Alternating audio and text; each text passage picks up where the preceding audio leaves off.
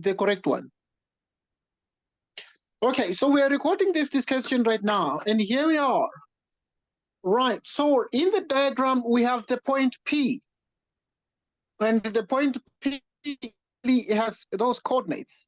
What are the coordinates of the point? They are -5 and 12. You need to answer the questions without using calculator. Write down the value of the tangent of theta. So we're going to be looking at the solution to 6.1.1. What is this, right? And what is actually the required tangent? Right. So now this is the angle theta. So what you do is you do this. Right. So as part of your answer, okay, because obviously of the speed at which you'll be moving, sometimes it's not practical to be able to write down everything. So what you do is you need to just listen and follow the discussion. Right. So we have this diagram. And in this case, when you have this diagram, you have the point P that sits here with coordinates -5 and 12. And you have this one here, which is y is exactly 12. And x is -5.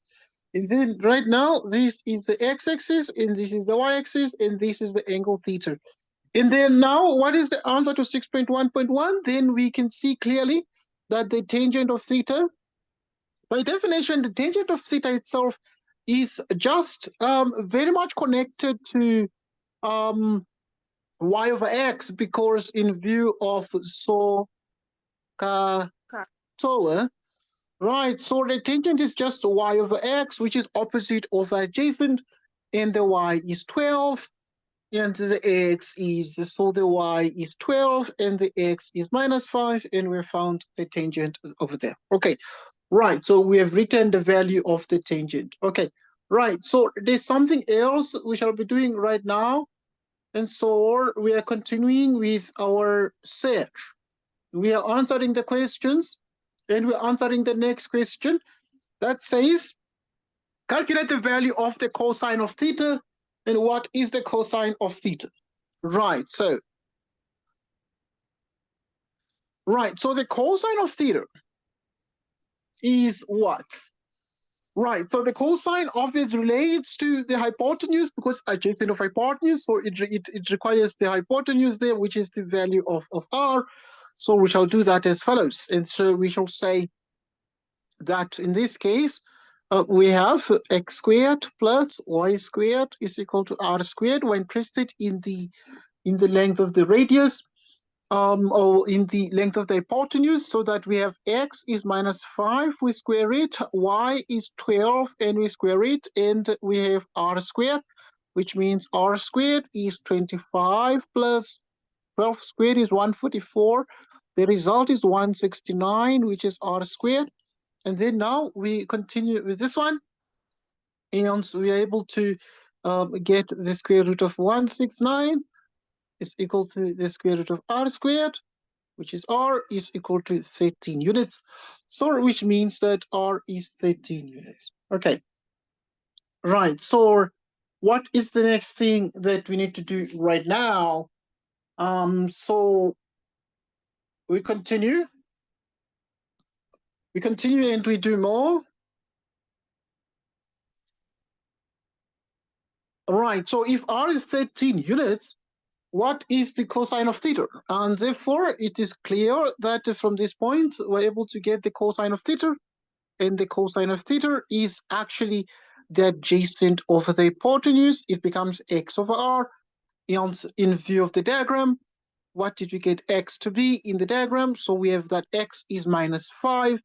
And so we put -5 there. And what is r? We have just got that r is actually 13. But also, it's very important to realize that at this point, this is a diagram that is in the second quadrant. In the second quadrant has the sine of theta, and therefore we understand that cosine theta itself is negative. So just note that one thing. Okay, right. The next question is 6.1.3, we have the point S. It's a point in the third quadrant such that TOS is theta plus 90 degrees. and OS is 6,5 units. Okay, OS is 6,5 units. So, right. So S is the point in the third quadrant. So now this is it. Now we have been given a point in the third quadrant, and OS is those units calculate the value of B. Right. So let's look at these. Sort of a story question, a story sum, a word problem has just been dropped in trigonometry, and we analyze how we can do this together. So we're looking at the answer to 6.1.3, right? So looking at 6.1, yes, please. Are you able to see? Yes. All right, good. I'm glad that you're able to see. But I said already, this video is being recorded. So because it's being recorded, it means that you will have access to it. So although you do not copy the discussion and the material that we are sharing now, I'm going to send you the link to the video, and you'll be able to watch the video. Okay. Okay. Yeah, so don't worry about copying everything, because so we shall just be moving. And then it's very important that for you, you just follow the discussion and you understand what's happening. So now the examiner is saying something more. And it's saying here, okay, there is a point S whose coordinates are what? Whose coordinates are A and B. Right, so I'm going to do this. So you have this, and you have that. Right, so, and now you have the point S sitting in the third quadrant, and whose coordinates are A and B. And then this is the first quadrant, this is the second quadrant, this is the third one, and this is the fourth quadrant. That we remember very well from basic trigonometry. And then now from the cast rule. And so in view of the cast rule, we just obviously need to realize that this is the case. Okay, in view of the cast rule like that. Now, what is all these things? What is all this here? So at this point, this is a point in the third quadrant. It is a point in the third quadrant. So if it is a point in the third quadrant, where are we? Okay, it is in the third quadrant. Such that TOS, so you're going to put a point in the third quadrant, okay? We're going to put the point like that. Like this. Okay, right, so, and then you're going to measure this angle here. On this angle, it's going to be TOS, okay? Okay, now let's look at this. This is the point in the third quadrant, such that TOS is theta plus 90 degrees. OS, so there is O here. OS is 6,5 units. So let's look at this one. So you have the OS is 6,5 units. Right. So if this is true, what more do we need? Right. So we have that TOS is theta plus exactly your 90 degrees there. Okay. So remember, in the diagram given, there is a point P that sits there, and the point P has those coordinates. What are the coordinates of the point? The point P has the coordinates minus 12, minus 5, and 12. And then now we know very well that the examiner said TOS is that. So in other words, remember that T is sitting here. So we have the point T there, right? But if you measure TOS, so this angle is 90 degrees, so that the angle TOS is actually the same as TOS is actually 90 degrees plus theta. Okay, this one is theta, so we have theta at 90 degrees. They give us TOS as the angle. And now they want us to find the numerical value of B. What is the numerical value of B? Okay, right. So to find the numerical value of B, there are a couple of ways to do this. Now, there's a further extension of this. We can do this one here. So that at this point, we're able to see that the sine of theta plus 90 degrees, we can use that one, is actually because at this point, this becomes y and this becomes x, like this, okay? Right, so what is this? So it means that now the y is b here and the x is equal to a. The x, this is x and that is y. So now the sign of the theta plus 90 degrees, a sign by definition is opposite of hypotenuse in view of the SOHCAHTOA notation. So if the sign is opposite of hypotenuse, the opposite is the y over r. So the y is b here, and the r is 6,5 there. Okay, right. So r is the length of the hypotenuse of the diagram. Okay, right. So what is all this here? What is the sign of theta? So now we are having this. But this is actually the sign of theta plus 90 degrees, and this is b divided by 6,5. And so, what are we going to do with all these? What is the sign of 90 degrees? The sign of theta plus 90 degrees. In which quadrant is theta plus 90? It is in the second quadrant, and the sign is positive there, but it changes to its co-function because of the 90 degrees, and therefore you have the cosine of theta is b over 6,5. And therefore, what is all this? Right, so this is the same as what? But we know the cosine of theta. We can get the cosine of theta. What is the cosine of theta from the diagram? Right, we already have the diagram. And in the diagram, we already have from the first question everything here. We already have everything. We already know that the r is 13 here. Okay, we already know that the r is 13. So we have the 13 there in the diagram. Okay, right. So if we have all this information, what is necessary for us to embrace and to do? So we can say cosine by definition is adjacent of hypotenuse in view of SOHCAHTOA. So x over r, what is x? X is -5 and the r is 13 from the diagram. So we have that x is -5 and the r is 13. R is 13, which equals b over 6,5. And therefore, at this point, we're able to see that b is -5 over 13 into 6,5. And therefore, b is the same as what? So b is the same as this. And therefore, what is all this here? Okay, if you use a calculator, you will get -5 out of 12. And b now is -5 out of 12.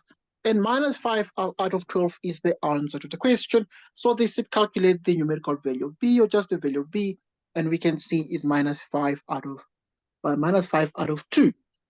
If you simplify these, use a calculator, etc., etc. Okay, the simplification is obvious. Just to comment on that, it's very obvious because at this point, we have b, which is -5 out of 13. And what is 6,5? 6,5 is the same as 13 out of 2. And therefore, we are able to cancel the 13. And then we are left with -5 out of 2, which is the result. Okay, so that's what we have. Now, the next thing we're going to do is to do some of these basic trigonometric ratios and reduction formulae we've done. Okay, once again, this video is being recorded, so this lesson is being recorded. You shall have access to the discussion. Right, so we have with us 6.2. Determine that using calculated the value of the following. The value of the following trigonometric expression. So in 6.2, we have the sine of twice x. Right, so we have the sine of twice x, sine of twice x. Right, so we have the sine of twice x, and then it's multiplied by the cosine of minus x, and this is the cosine of 2x, and this is the sine of 360 degrees minus x, which is the sine of 180 degrees. plus x. Okay, so let's continue with this one. So what is the sine of 2x? All right, so the sine of 2x can just be written, it can just be rewritten in this form. The cosine of minus x is in the fourth quadrant. We discussed it last time. In the fourth quadrant, the cosine is positive, so that's what you get. Then you have the cosine of twice x. Then you have the sine of 360 degrees minus x. In each quadrant, 360 degrees minus x. 360 is in the fourth quadrant, or 360 minus x is in the fourth quadrant. The fourth quadrant, the sign is negative, and therefore this is negative, the sine of x. Okay, right, this is all divided by the following. So it's all divided by this. So in each quadrant is the 180 plus, is actually in the third quadrant, and in the third quadrant, the sign is negative, the sine of x, and therefore we have this. Okay, so what is this here? So this is the same as the trigonometric sine of twice x, cosine x, minus cosine 2x, the sine of x. Right, so which is minus the sine of x.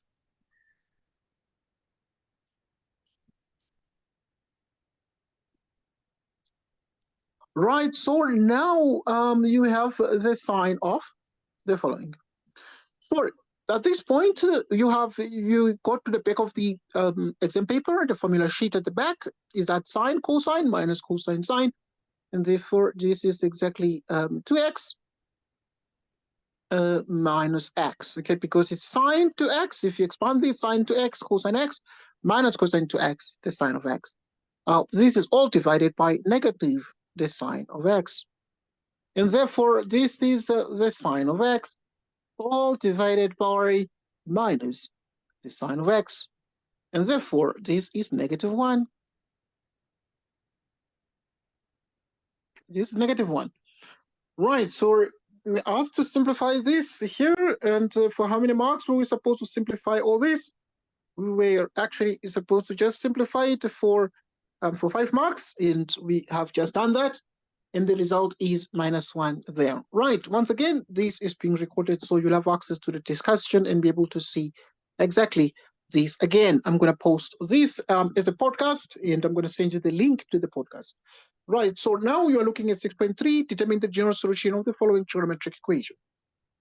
Right, so we're discussing the idea of the general solution, and I'm going to look at that one in detail. In the trial exam, once again, it's the trial exams are starting, and I'm sure that I'll get you the question paper for you to practice on these things.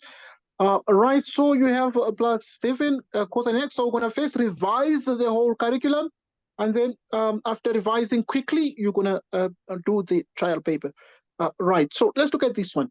Now, obviously, at this point, you can see it's quadratic. This equation is exactly quadratic, but the striking thing is that these trigonometric functions are different. So you have the sine and the cosine, so which means you must have this, which is 1 minus cosine squared, right? Okay, right, so plus 7 cosine x minus, so even if I'm breaking, because the network is not always best sometimes, but you'll have a full opportunity to watch this during your own spare time. The recording will always have perfect audio, so the sound quality will always be perfect on these recordings. So you're not going to have any glitches with the recording, so just a note there. Right, so if you add all these things, what do they add up to? So this is the same as what? Right, so this is the same as -6 here. -6, the cosine squared x, plus 7 cosine x. What is 6 minus 3? It's exactly 3. You divide through by -1, and so if you do divide through by -1, you are able to get what? You are able to get exactly 6 positive cosine squared plus -7. So each term is multiplied by the negative. Each term is multiplied by the negative. So if you multiply each term by the negative, you multiply +7 by the negative, it becomes -7 cosine x minus 3 equals 0. And then now we are able to get the following. So this equals 0. So now we need to factorize this, and the factors are very, very easy. What are the factors? So it is 3 cosine x, and then this is 2 cosine x, and then this is actually a minus 3 and 1. Yes, my dear. All right, so make it a match. Yeah, minus 3 and 1. Right, so you have this one is cosine x, which is minus 1/3, or x is the same as, okay, or cosine x. Or here you have that cosine x is the same as 3/2. Okay, so now this is that. Okay, so this one here, because it is cosine x is 1.5, it is not applicable. It is not applicable because the cosine is not applicable since the following. So we know that since in mathematics, the cosine of x lies between -1 and 1. So this is not applicable. Okay, it's not applicable. So just note that. So now this is -1. So the next thing now we're going to do is to find something we call the reference angle here. What is the reference angle here? Right, so if you can obviously use as well a calculator, it is possible to go straight without the reference angle. So if you use a calculator, you'll be able to see that first and foremost, this is what I'm going to do. First and foremost, you have this like that. So you have that the cosine in view of the cast rule is negative in which quadrant? So it is negative in the second quadrant. So it is also negative in the in the third quadrant. Well done. Good. Right. So it therefore means that our solution will center around that. So that will therefore means that we'll have two solutions in the second and also in the third quadrant. Right. So which means therefore that x is actually 109, 109,47 degrees plus k times 360 degrees. So this is what you have. Or you have that our x, therefore, the 109 is here. 109,47 degrees is there. But another one is in the third quadrant, so it will be 250 degrees. Right, so it will actually be 250,53 degrees. You can use the reference angle to see exactly this. The reference angle is the positive acute angle you can achieve. So this is 360 degrees times k, where k is actually an element of the set of integers. Right, so that's what you get. So these are the two solutions that we can actually get. So I would also just comment on what the reference angle is going to be here. So you can achieve the reference angle by direct calculation. Okay, so if you're going to do, for instance, the reference angle is achieved how? Okay, let me just elaborate on that. So if you're going to look at the cosine x, which is 1/3, so you're going to take it the cosine as just 1/3. So if that is the case, what is the answer to this? Right, so what is the, if you use a calculator, what does that imply? So it therefore obviously has implications in terms of that. So you're able to get that x is actually exactly the same as what, right? So you'd have that x is actually 70. You have 70.529 degrees. So you're 70.529 degrees, and that becomes the result. Okay, right. So we continue with the next thing. So from the reference angle, use the reference angle. How to use the reference angle? You do subtractions. So like this one here, you'd have to say 180 degrees minus 180 degrees minus 70. Right, so minus 70.529 degrees plus k times 360, because the period of the cosine function is 360. That is why we are using 360 degrees.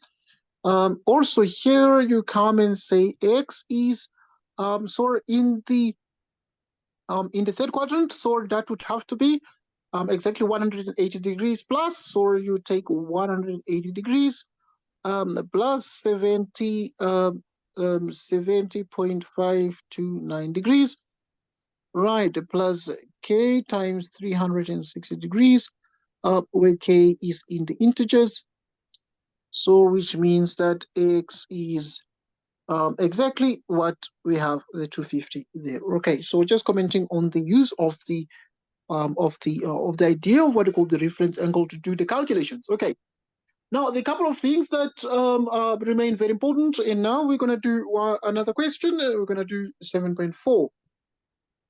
In 7.4, we 6.4, excuse me. Right, so this is being recorded, so please not worry about copying these down now that the lesson is actually in session. You will have the perfect opportunity to do that. Right, here's another question. Here you're given that x plus 1 over x is 3 cosine A, and also the square of x plus 1 over x squared is 2. Determine the value of cosine 2A without using a calculator. Right, so let's do this. Now, the first things first, what you do at this point, you take the given expression, so you have been given that x plus 1 over x, this is 3 cosine A, and then you square both sides. And so this is x plus 1 over x is the square equals 3 cosine A, and you square it. So you have x squared plus this. So now you have this. What is this? So in mathematics, when you have this, it's going to be x squared plus 2 into x plus 1 over x, then plus, then you have 1 over x, and you square that. You square the 3, it becomes 9, and this is cosine squared A. So this is x squared plus, you cancel out the x, this becomes 2 plus 1 over x squared is equal to 9 cosine squared A. So what is all this now? This is the same as x squared plus 1 over x squared plus 2 is the same as 9 the cosine squared of A.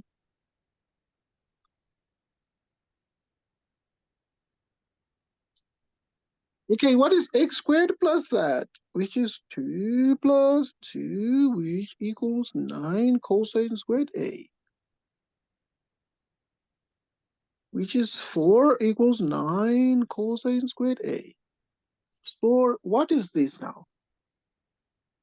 At this point, this means that so we will have to compute cosine 2A, but we only got that one there. So we can divide by 9, getting 4 out of 9 is equal to cosine squared A. So if this is true, what do we achieve at the end of these? There are many ways to do this one, but at this point, we can do this. So cosine 2A. Cosine 2A is the same as what? Is 2 cosine squared A minus 1. This one here is a double angle formula.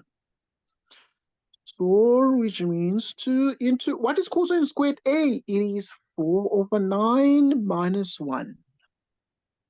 So, let's just simplify this, because this is cosine twice A, and this is cosine twice A. So, this is exactly 8 over 9 minus 1. Right, so if you do this, it becomes cosine 2A. You take the LCD here, 9 over 9, 1 by 8, minus, and then you have that. 9 divided by 1 is 9. By 1 is 9. So this, therefore, is the same as cosine to A.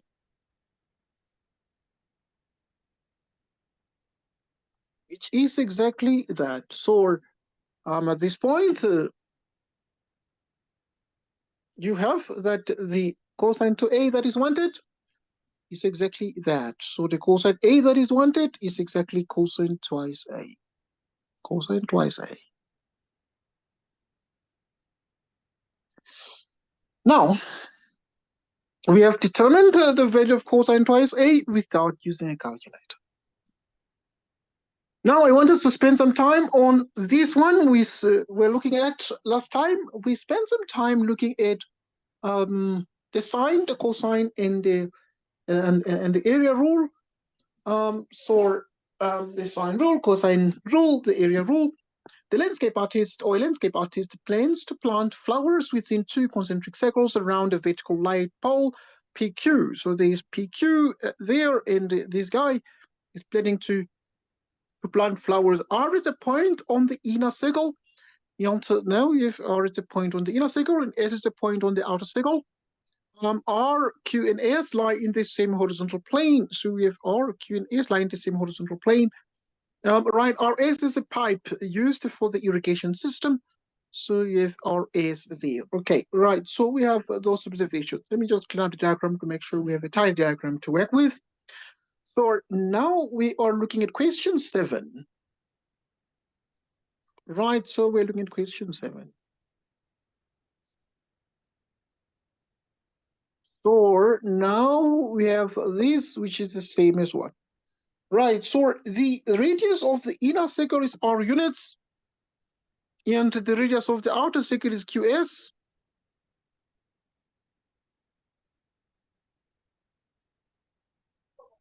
The angle of elevation from S to P is 30 degrees. Here's the angle of elevation. So if you're here at S, you look up, you realize that the angle is 30 degrees there. Right, RQS is 2x there. All right, and obviously you have that PQ is the square root of 3 by R units. Okay, right, so this is all good. In 7.1, the examiner is asking us a question, and here's the question. The question is as follows. You need to show that RQS is that one. So we're dealing with, need to show that QS is that, excuse me. So now at this point, what is QS? So in 7.1, you need to realize that you're dealing with QS, right? So which means QS, take this. So what is QS?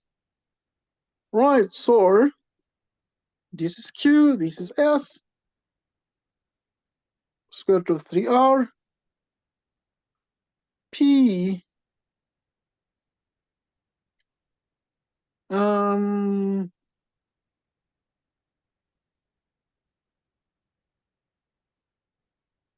what is QS?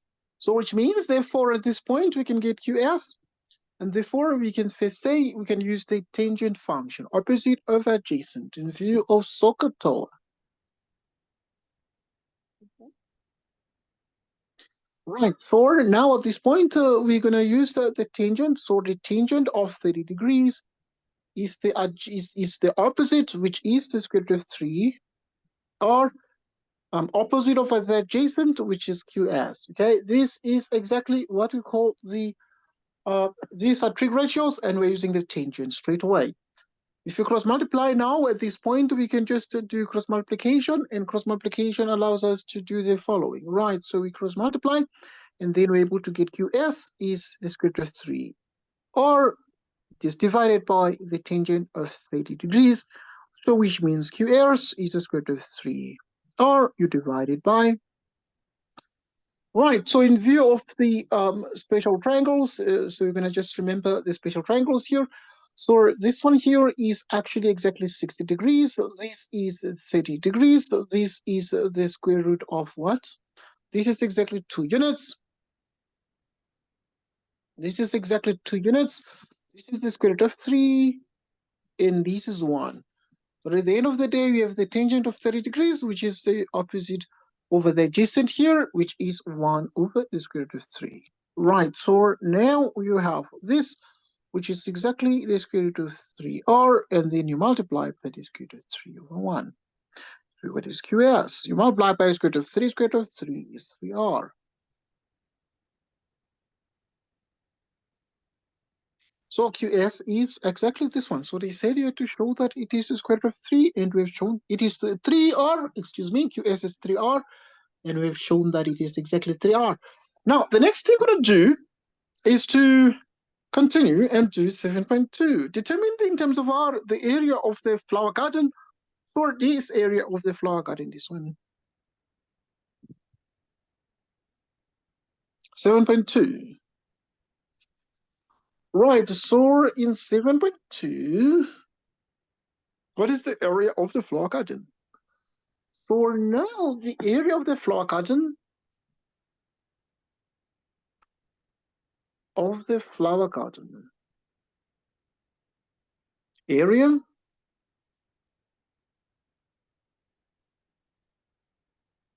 flower garden.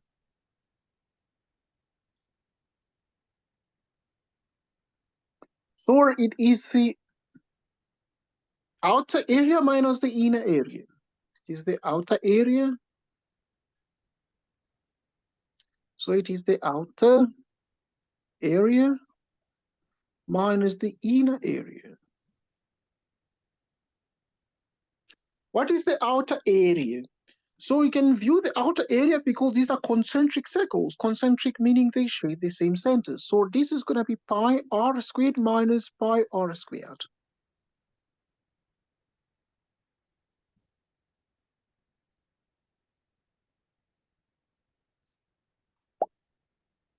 Pi. What is the radius now of the bigger one? So we're dealing with QS. We have already seen that QS is the square root of 3 is 3r. So this is going to be, if this is 3r, it's going to be 3r squared minus, right. So if you have the inner circle, so in terms of r, the answer, now you can see the radius of the inner circle is r units.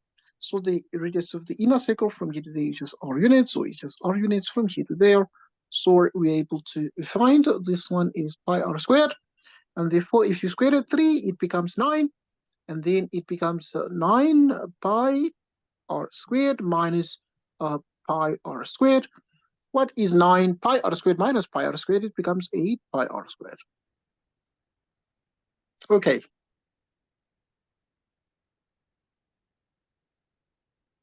Right, so we got the answer.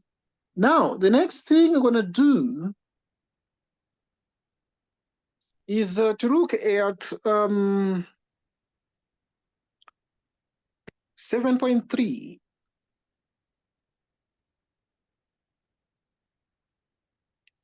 7.3, so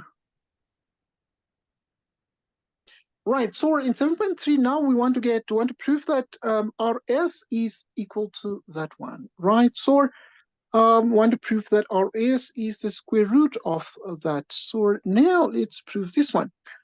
Right, so RS is that. So we have this diagram like this, another line like this, and then we have a line like this.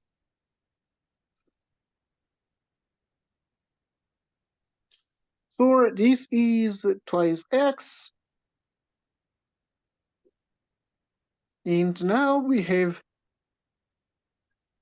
RS, then Q, and then now you have this. Okay. So what is all this?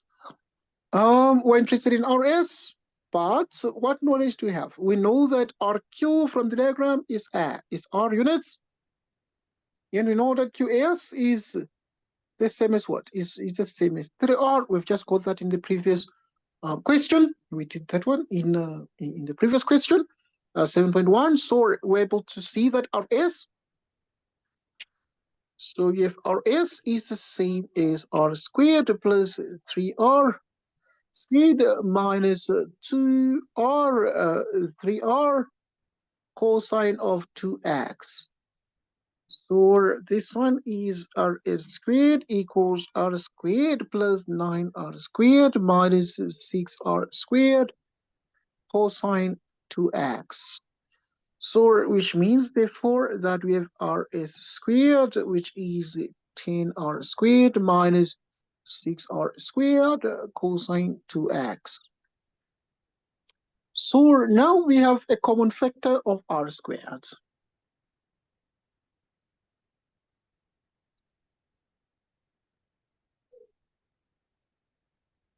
Cosine 2x.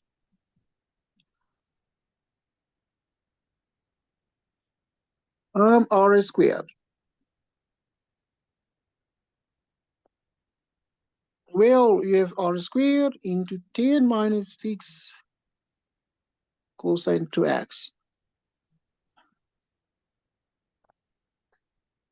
So this is r squared, and the square root of r squared is r, and then you have another square root.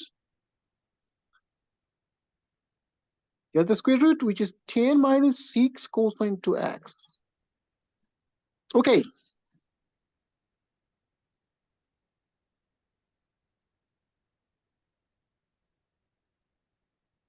So I have this.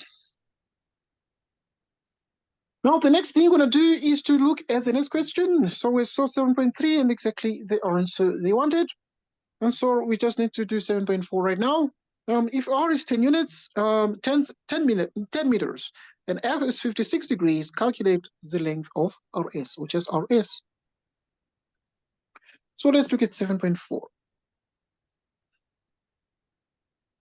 Right, so just a 2-mark question. So it's very easy, but all right. So here, okay, the square is not there. Right, I took the square root of r squared of rs squared, and therefore the square is not there. So rs is r, which is divided by 10 minus 6 cosine 2x.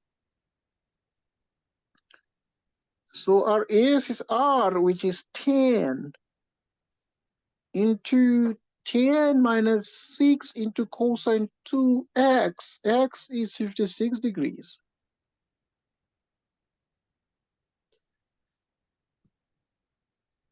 So at the end of the day, then is 10 minus 6, which is cosine of what? Cosine of 2 pi 56.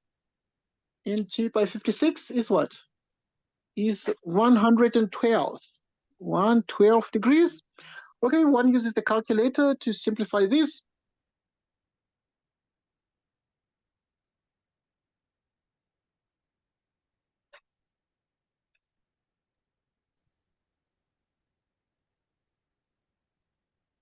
Is the same as 34.9966 meters. So rs is the same as 35 meters.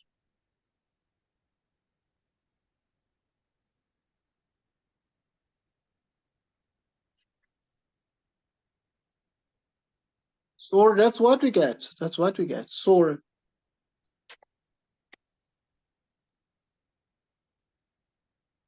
okay, so that's what we get. All right, so now we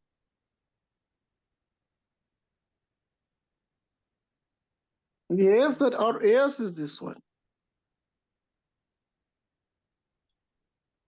So rs is this one. So rs is actually approximately 35. So we can use approximately that. So we can use this notation to indicate that rs is approximately 35 meters.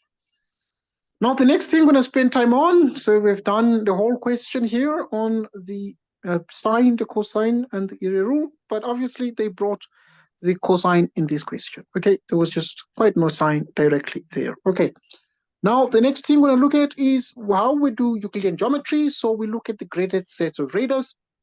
Right, so we are looking at question 8, graded sets of radars. Right, so now this is question 8. And question 8 is about our famous friend called Euclidean geometry. Euclidean geometry.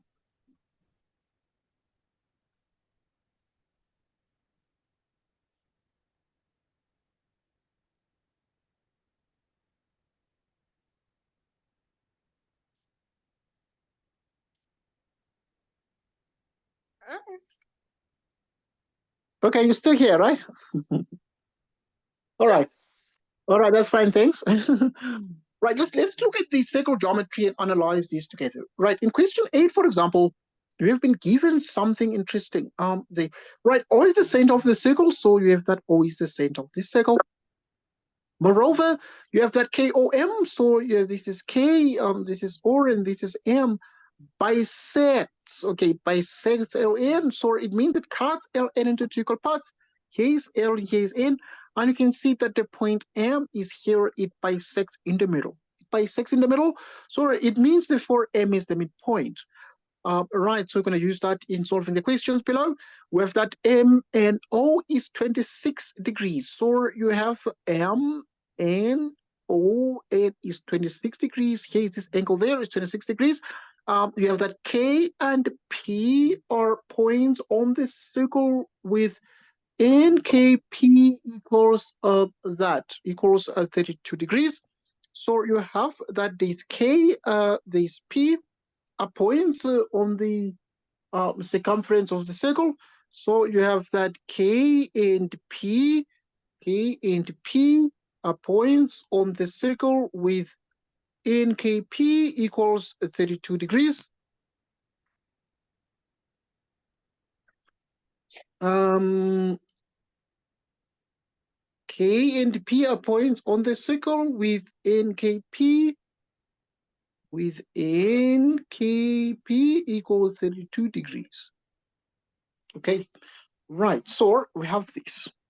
And then OP is drawn. So the examiner says OP is drawn. Here is O and here is P. This one, they just decided to draw the line there. Okay, right, so I'm going to remove these markings to make sure our diagram is very tidy for us to do the geometry comfortably and very clearly. Right, so determine, giving reasons, the size of the angle O2. So now we are looking at 8.1.1, but we are looking at angle O2. All right, here is angle O2. It's this one here. And what is the size of this angle? Okay, right, and just for 2 marks there, the question has been asked. How do we answer this one? So, first we note that angle O2 is equal to twice, so it relates. Now there's a theorem that you need to remember here. There's a theorem you need to remember, and the theorem is like this. Right, the theorem says if you have the center of a circle and you have this, then we have that this one is a point. If this is a point, such that you have this and you have this. These two angles are related, and the angle at center is actually double the angle at circumference. So in other words, the angle O2 is twice the angle at circumference, so angle O2 is going to be twice K1 degrees. Why? Because angle at center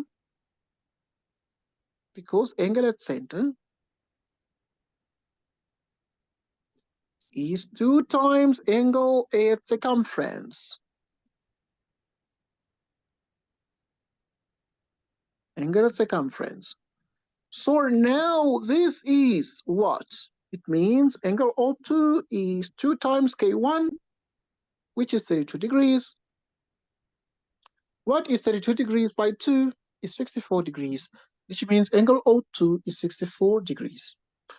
Now we have the next one, which is 8.1.1b.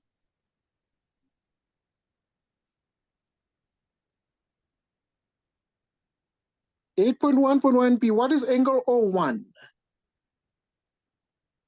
Angle O1 is this one. And we need to just find the size of the angle O1. So let's find the size of the angle O1. All right. So now we can easily get the angle O1. Right. So But we first note that the angle M2 is 90 degrees, right? So we note that the angle M2 is 90 degrees. This one here is 90 degrees. We want to get O1, but first angle M2 is 90 degrees. Why is angle M2 90 degrees? Okay, the reason in geometry we state is that because we know that M is the midpoint, and so we say there is a theorem that says line from center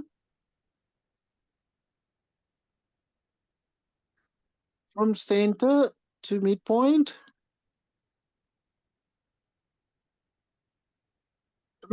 of chord. Line from center to midpoint of chord. Right, so which means that at this point we have therefore that angle KON, for example, over angle KON. Let's look at angle KON in the diagram.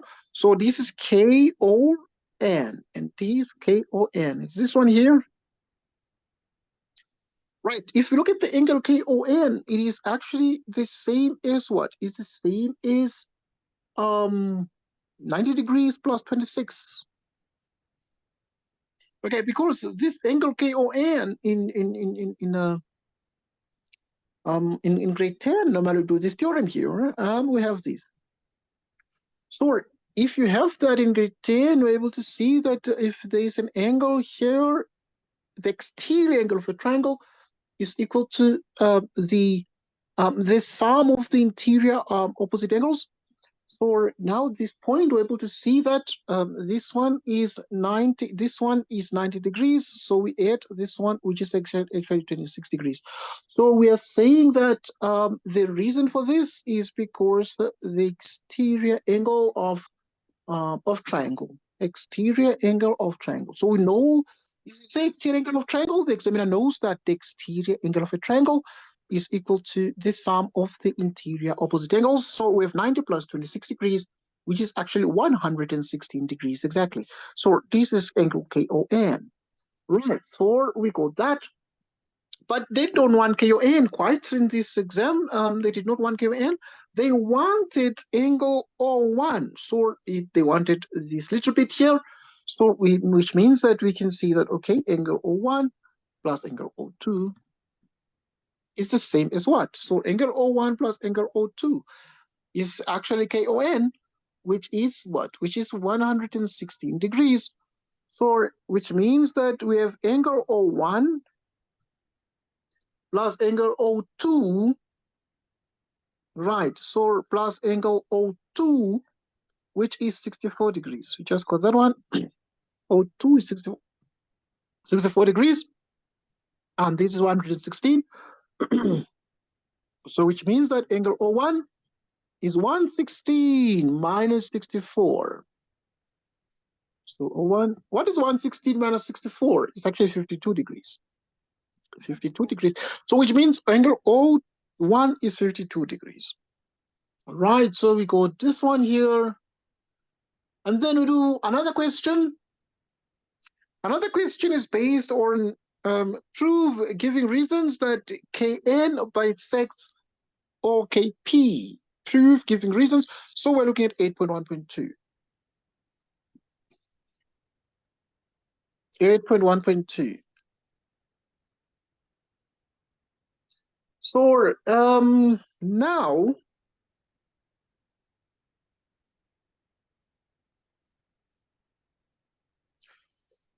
right, so you need to prove giving reasons that Kn bisects OKP. So you have O, you have K, you have P, and you want to prove that Kn, this one here, bisects the angle OKP, so that this angle is equal to this angle here. Okay, right. So obviously this line is sort of, it looks like it bisects, but we need to prove this. We need to establish this through mathematical argument. So let's prove these together right now. So to prove 8.1.2, we're going to start as follows. We note that the angle PKO plus the angle P must be 128 degrees. So PKO plus angle P. Right, so PKO plus angle P. This one and this one. We add this one and this one. We add this one and this one. If we get 128 degrees, because we already know that angle O1 is 32 degrees. We already know that angle O1 is 32, angle O1 is 52 degrees. So we know that angle O1 is 52 degrees. So, which means this is the case. And why is this the case? Is because of the sum of angles in triangle. This is because of the sum of angles in triangle. Sum of angles in triangle. This is because of the sum of angles in triangle. The sum of angles in triangle add up to 180 degrees. So what is PKO? Right, so now this is what you get.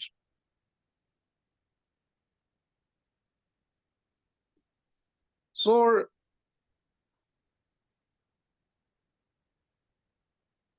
PKO is this. So now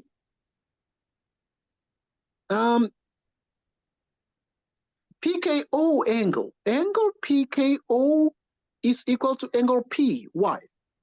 Because of the angles opposite equal sides.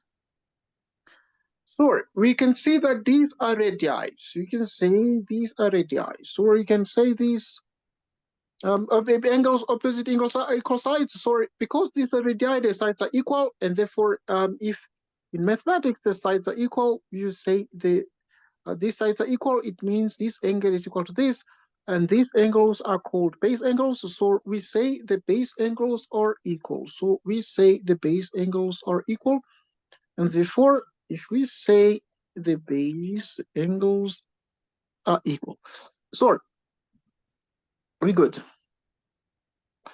So this is the case, so which means that angle P is 64 degrees. What is angle P? It's 64 degrees. Okay, because now these are equal, so which means angle P is just 128 divided by 2, and 128 divided by 2 is 64 degrees. And this means that you're able to see that we have the following.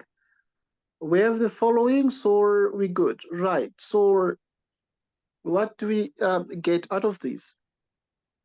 We're able to get that angle K2 is this, which means that angle K2 is 32 degrees. So angle K2 is what? Is 32 degrees. Right, so we can see that angle K2 is, because now you can see that angle PKO equals angle P equals 64, but we know that angle K2, so angle K2 is 32 degrees.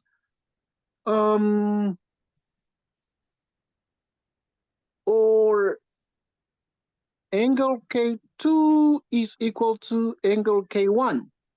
Right, so obviously this one is already K2, it's already 32 degrees, but this whole angle is 64, this is 32, 64 minus 32 must be 32, so this is 32 as well. And this means, therefore, the conclusion is therefore that Kn divides the angle into two equal parts, and that is called bisection. So Kn bisects angle OKP, and we are done. Right, so we have proven this one, Kn bisects angle OKP, and we have achieved the result. Okay, right, and therefore this will conclude our discussion for the morning. The time now is about 11:12 a.m. I'm gonna check with you again. Okay, I'm gonna send a video, but now please, I'm gonna send a video at about 1, because I need to wait for Zoom to send it to me, and then I'm gonna send you the link at about 1 today. Okay. All right. Yeah. Even if although I might have been breaking, but the video quality will always be clear. So the audio will always be very clear. So you're not gonna have like breaks and things. Okay. Okay. Okay. Thanks a lot then, and have a good morning. We'll talk then. Okay. Thanks. Goodbye. Bye. Goodbye.